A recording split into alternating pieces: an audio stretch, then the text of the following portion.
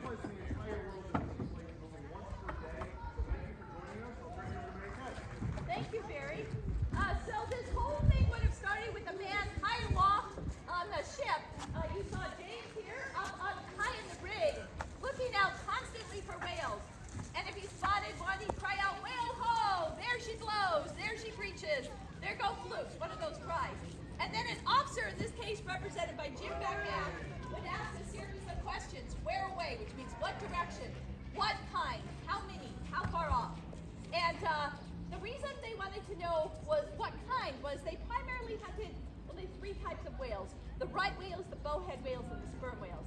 Partly those three kinds will float once they're killed, and partly they're slow enough to catch up to. So it was one of those kinds of whales.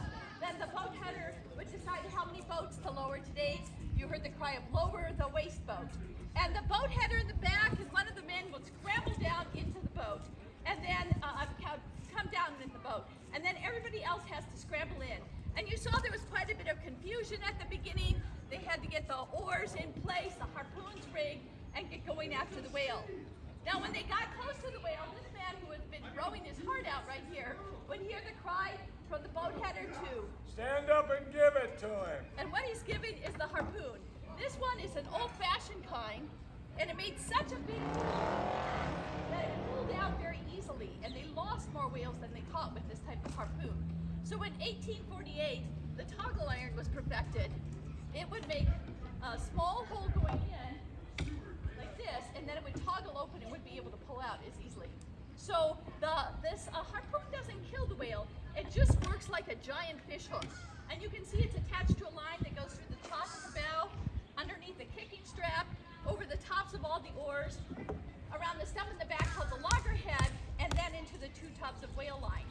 So the whale doesn't like to be harpooned. We've done a little bit of study and joined a research project with the Mystic Aquarium down the road and discovered that whales actually do not like to be harpooned.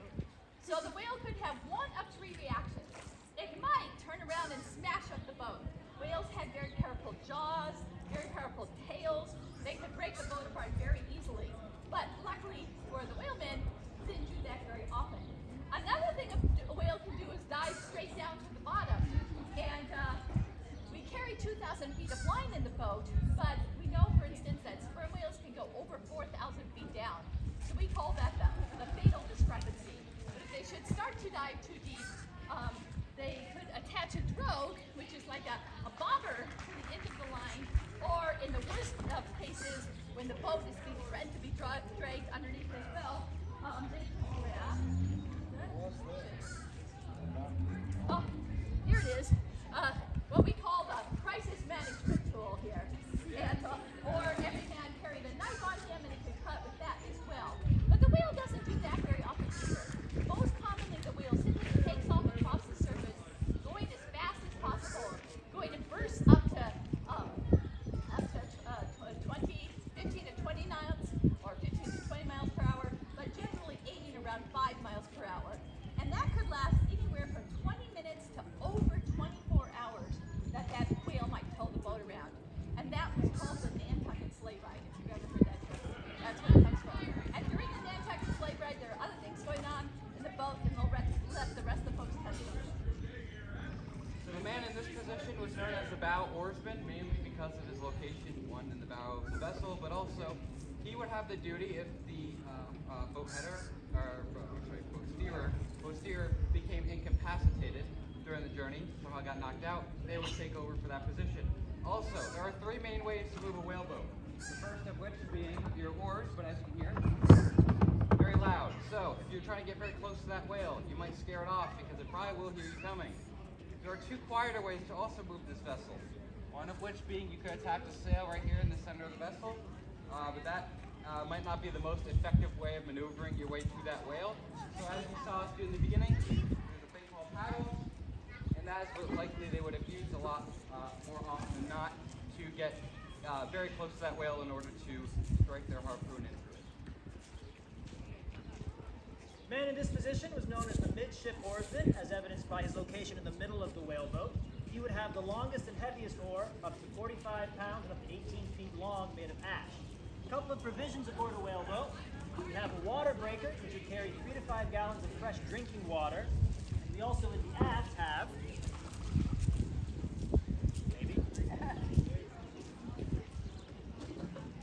a lantern keg, which would carry not only a lantern and a means to light the lantern, but also some rations like hardtack, some dried fruits and meats, and if the officer was very kind, some pipes and tobacco for the long road back to the whale ship.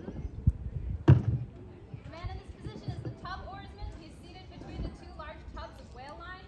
Because of this, he has a double oarlock. You'll notice each of the oars are propped in an oarlock, but he has one that has an upper space so that his oar doesn't get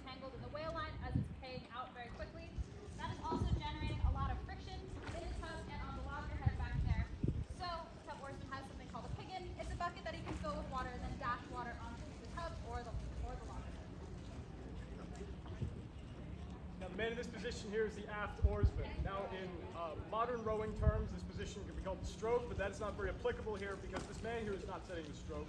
He's following the pace set by the officer behind him, either by a hand on the oar or some choice words about the man's canine ancestry, perhaps.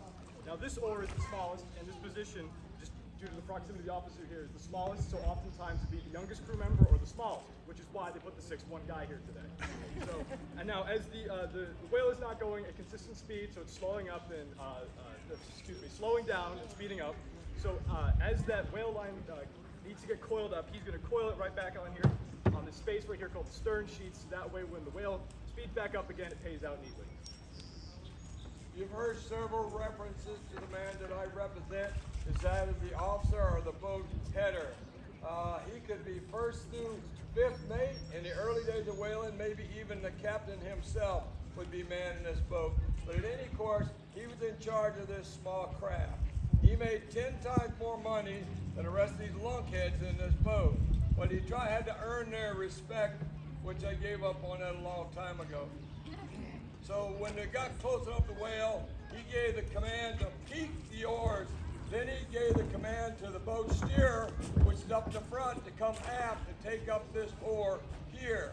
You can imagine doing this. This line's paying out through the boat at a high rate of speed. If it even touched you, you can actually get burnt or severely hurt. More injuries occurred from the boat rope than a lot of other injuries in the boat itself. Thank you. Now you got up in the front. Now this is the morbid part of the talk. This is how the whale is killed. This device here is called a killing lance. You notice it's got a teardrop-shaped head on it. A long shaft is designed to go in the whale and not like catch up to go in and out. So they'll bring the boat up on top of the whale again, using the clumsy cleat to brace themselves, bring this down and drive it into the back of the whale. Now most people think they go for the brain or for the heart, but they can't reach the heart and the brain's encased in bone. Right behind the blowhole is an area referred to as the life of the whale. The lungs lay across the back, that's where all the major arteries came up. And they drive it in, mix it around, try to cut him up inside as much as they possibly could. Immediately given the command to stern all, means back up. You notice the boat's pointed at both ends. It'll go backwards as fast as it goes forward. They may have to repeat that several times. Eventually you can hear the cry come out of the boat. His chimney's of fire. Means his milky white blower turned crimson red and gouts of blood coming out of his blowhole. And they're going to back off and let it go through his death throes, throwing himself out of the water, swimming in circles. Eventually you're going to hear another cry come out of the boat. He's spin out. Means he's either dead or unconscious. You have to know the difference before you tie onto it. So you go up taking the lance, probe him in a sensitive area like the lip or the eye to indeed make sure the whale is dead. If he is dead, contrary to the belief that whales lay like mountains out of the water, they do not. They lay just even, just under. So if you back away, you lose your whale. You take out this high technology marking device, a red flag on a stick. It's called a waif, and you waif your whale. On the shaft, it would say CWM, or the whaleboat that killed it, and this was declaring ownership of the whale. So if anybody came across a waif whale, they knew who it belonged to, and they wouldn't touch it because there were court cases fought over people taking somebody's waif whale. But if the whale is dead, now you have to make ready to pull it back to the whaling ship. You'll take out this tool called a boat spade, and you'll trim his fins and parts of his tail off, cutting a hole in the lip or the tail, passing a large toggle through that as a tow hitch, you start towing your whale back to the whaling ship. A good whaleboat crew could tow a whale about a mile an hour through the water. Average distance away from the whale ship was 5 miles, so you're talking about 5 hours of hard rowing. Meanwhile, in the water, there's something literally taking bites out of your profit. Do you know what that might be? Sharks, you're exactly right. Somebody said vampires back there. You're right, sharks are biting, and they're eating the part of the whale that you want, the blubber. If they ate the meat, they wouldn't care. So they got to get it back and tie it up on the starboard side, the other side, and start that process. Now they just rowed for 5 hours. You think they'd get a break? No. They immediately had to go on board and start work processing the whale. The sharks are still taking bites on your proppet with it tied up alongside. So you have to process that as fast as possible. That's better explained on board the Morgan. They can show you the tri-works and the tools. And what we're going to do is take this boat out and show you how to maneuver and row it. So if you follow our chanteyman, Barry, over here, out to the end of Middle Wharf, we'll meet you out there with the boat. Thank you very much for coming.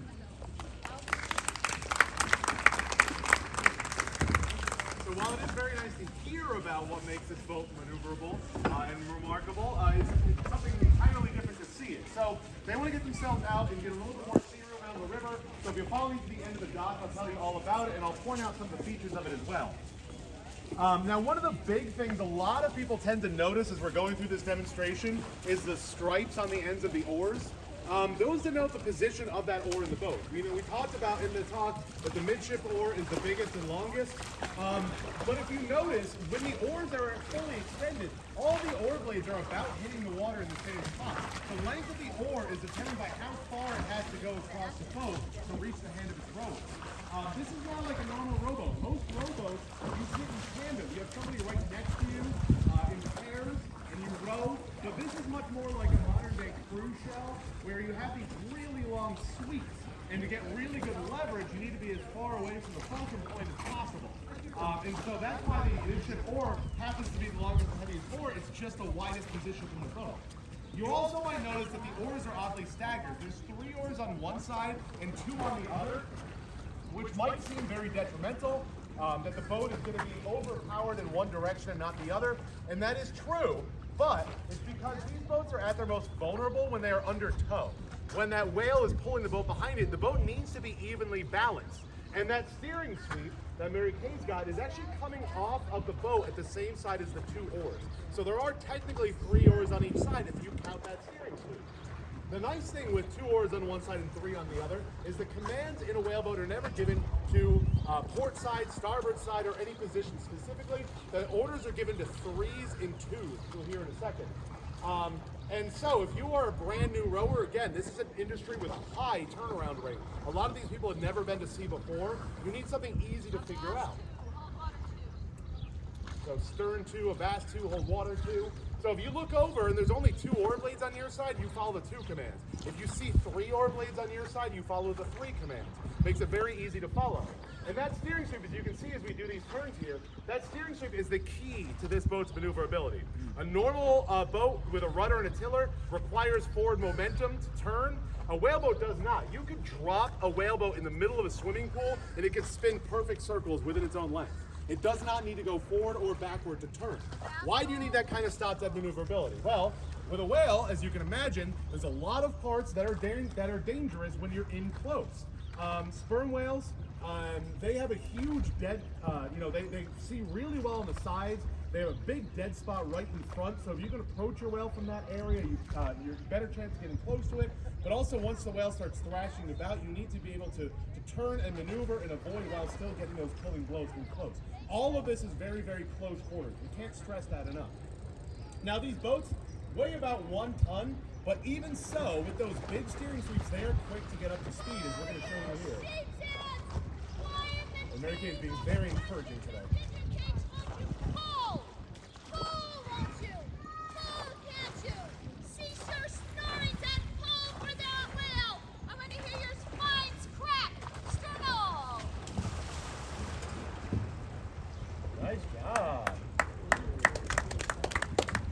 Now that final command was very specific. The command was stern all. So that doesn't mean put your oar blade in the water and leave it there the normal way that you would stop a rowboat. Stern all means to push on your oars. So think about when you land, when an airplane lands, the second its wheels touch the runway, you hear the engines kick up and reverse to try to slow the plane down. The whaleboat, they do the same thing. Everyone shoves on their oars to try to reverse the momentum, and the whaleboats can stop within a length themselves, meaning you can get really fast, run up to that whale as fast as possible, slam on the brakes to deliver that harpoon, and back away if you can. Now that second part of our whaleboat demonstration is done, there is our third and final part, by far the most exciting, something we've only done at this museum again this summer. This is the first summer since 2019 that we've done this part again. We are going to raise that boat up. This is part where anybody who wants to try something a 19th century whaleman did, get their hands dirty, do something really cool you can't do anywhere else in the entire world, and you want to help us raise this boat up. If you want to get your hands on a line, that's awesome. If you just want to physically be there and watch, your weight on board is just as valuable. If you've got the time, I know there's a lot to ask, so I'll all the way back on the other side.